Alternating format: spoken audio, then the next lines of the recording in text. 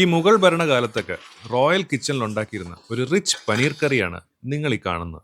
Rich എന്ന് പറയാൻ കാരണം ഇതിനകത്ത് ഒരുപാട് ബട്ടറും കാഷ്യൂ ഒക്കെ ആഡ് ചെയ്യും. എന്നാൽ പിന്നെ ഈ റോയൽ ഡിഷ് ഒന്ന് ഉണ്ടാക്കി നോക്കാമെന്ന് വിചാരിച്ചു. വളരെ സിമ്പിളാണ്. ഒരു രണ്ട് മൂന്ന് തക്കാളി, മീഡിയം സൈസിലുള്ള തക്കാളി അരിഞ്ഞിട്ട് അതിനെ നന്നായിട്ട് വേവിച്ച് അരച്ചെടുക്കുക.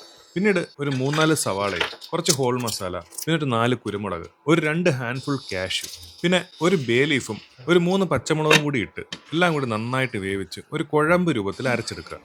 അതിനുശേഷം ഒരു പാനിലേക്ക് ഒരു 3-4 ക്യൂബ് ബട്ടറും ഇട്ട് ഒരു 2 ടീസ്പൂൺ മുളക് പൊടി ഇട്ട് അതിലേക്ക് കുറച്ച് ഗരം മസാല ഇട്ട് കുറച്ച് ജിഞ്ചർ ഗാർലിക് പേസ്റ്റും ഇട്ട് ആവശ്യത്തിന് ഉപ്പും ഇട്ട് നമ്മൾ നേരത്തെ അരച്ച് വെച്ച ടൊമാറ്റോ പേസ്റ്റും കാഷ്യൂ പേസ്റ്റും കൂടെ ഇട്ട് ഒന്ന് കുക്ക് ചെയ്യുക.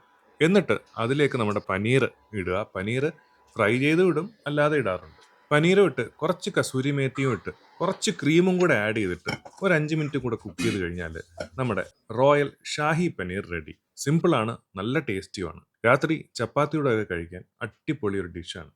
അപ്പോൾ ട്രൈ ചെയ്ത് നോക്കിയിട്ട് അഭിപ്രായം പറയണം.